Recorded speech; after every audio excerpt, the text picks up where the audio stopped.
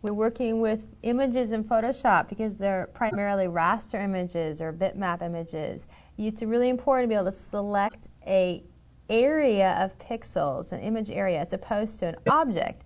And you have lots of different selection tools. We're going to get started with the Marquee Tools and ways that you can create a basic rectangular oval shape, but also transform that shape or add to those pixels. Here we go.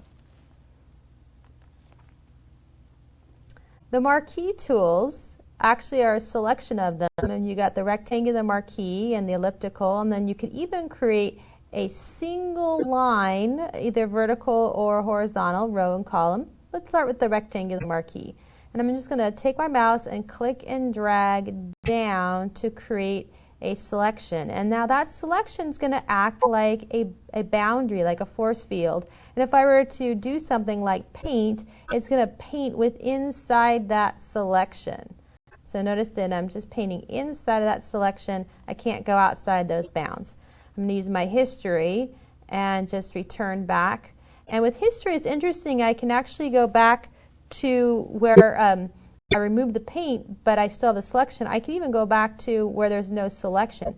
So selecting is going to be a step in the history that you can actually undo or redo as necessary. And that really can be handy because a lot of times we have a selection that we need to adjust or make changes, and sometimes it just needs to be updated.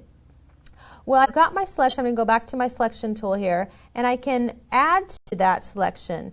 If I were to just click and drag, I'm actually making a brand new selection. So keep that in mind. As you click and drag, you're making a new selection. But if you hold down the Shift key, notice that that marquee has a little extra plus sign. Now I'm pressing the Shift key. Let go of the Shift, press the Shift. It has a little extra plus sign there. It means that I can now add to the selection. So if I wanted to get maybe a blocky version of this balloon, I could do that by adding to the selection.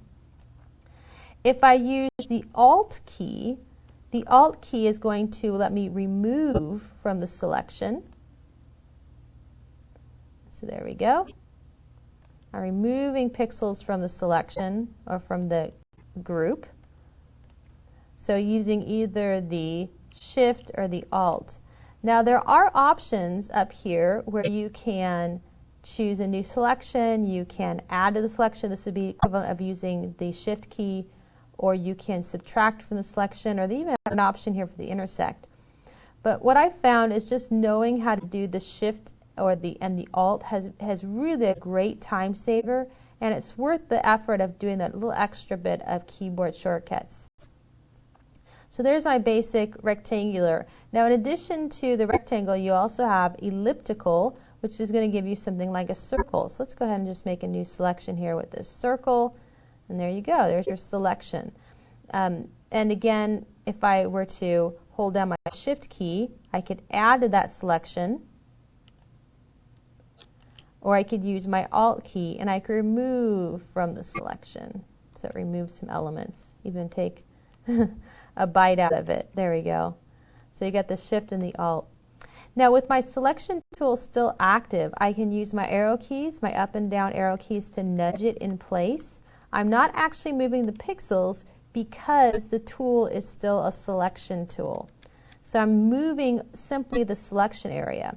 For a more dramatic effect, I can use my Shift arrow keys, and it moves it at larger increments. In your Select menu, there's also a feature called Transform Selection, and this allows you to make some changes to your basic selection. It creates a bounding box, and one of the things that I could do is I could resize the selection. I could rotate it. Notice that my handle gets a curvy. Could rotate it. It's a great way of creating a slanted or an oblong shape.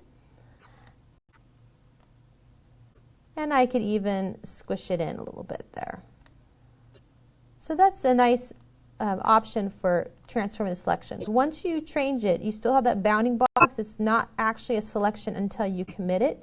You can either press Enter, or up here on your Options dialog box, you can click on the check box, and that's the same as committing it. Incidentally, if you were to press Escape, or you click on this symbol right here, Cancel, it'll actually remove the changes. So let me go and click on that, and it goes back to the way you had it before. I'm going to go back here to select, to transform selection. And in addition to rotating and sizing, there's also an option here where you can switch between your free and your warp mode. And the warp mode gives you a few extra options that you can do with that selection.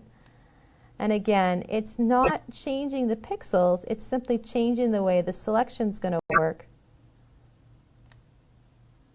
I don't really need to do that much, but if I wanted to create some interesting effects and be skewed a little bit, I could do that. And I'll just either need to accept it or cancel it. I'll go and accept it. And now I've got my interesting selection that I made with the traditional tool. So using these geometric options. Now the single row marquee and the single column marquee is just what you would think. There's just a single row or a single column. And you might use something like this if you're going to create a tile effect, maybe for a website or for some other effect, or if you're trying to fill that with a color. Let's just switch these to white and fill that with a color. How about white here? Click on OK. And now I'm going to deselect so we can see what this looks like. What I'm going to deselect is to simply click somewhere else, and you get that, create that effect, that hairline effect.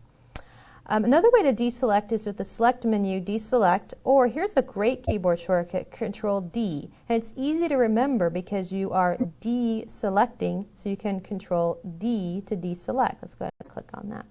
Remember that all these steps are now captured in our history, and we can use this to go back in time.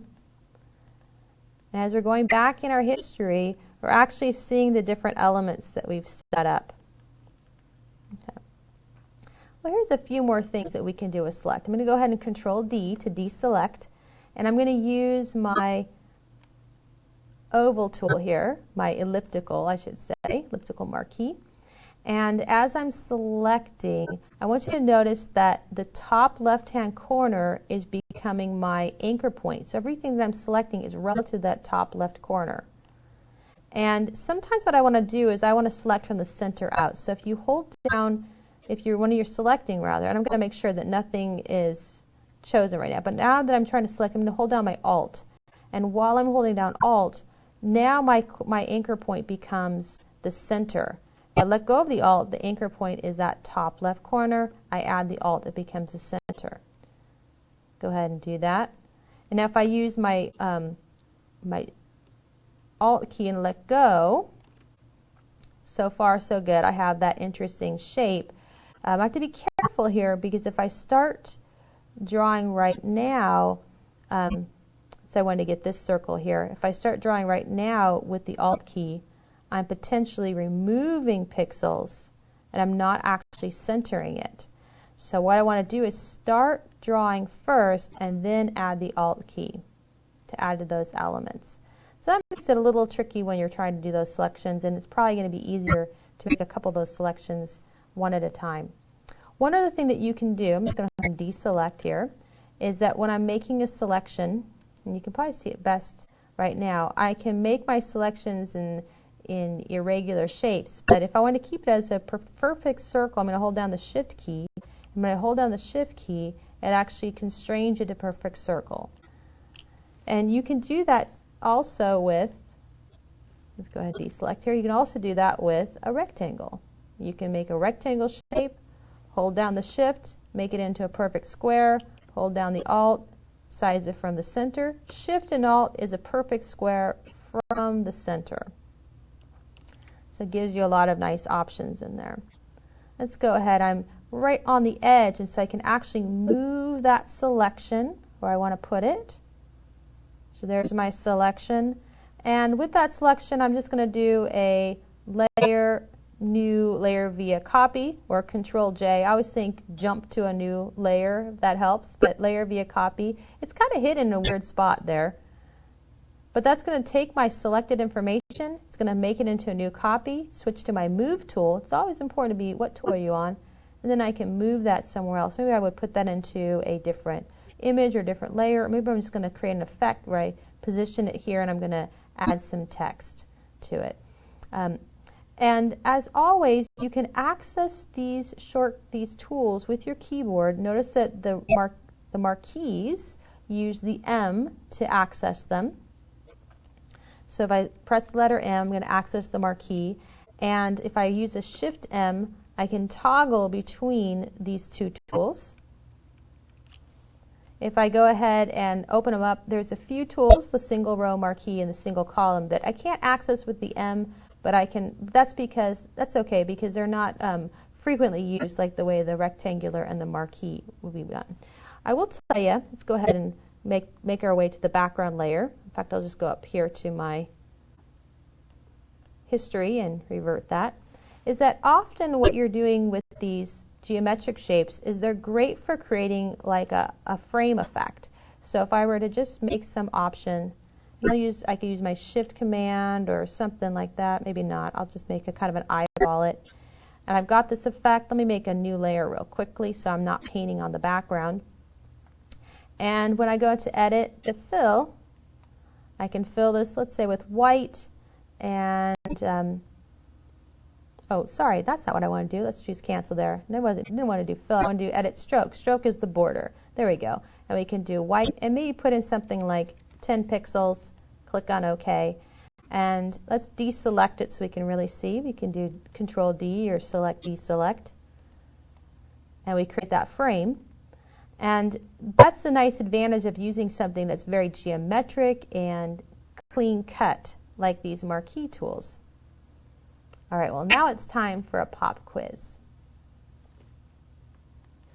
Which command do you use to rotate a selection?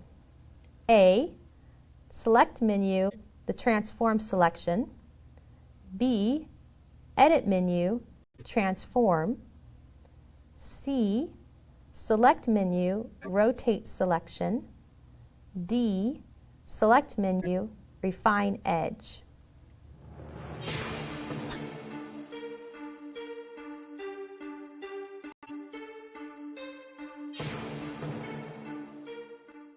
The answer is A, select menu, transform selection.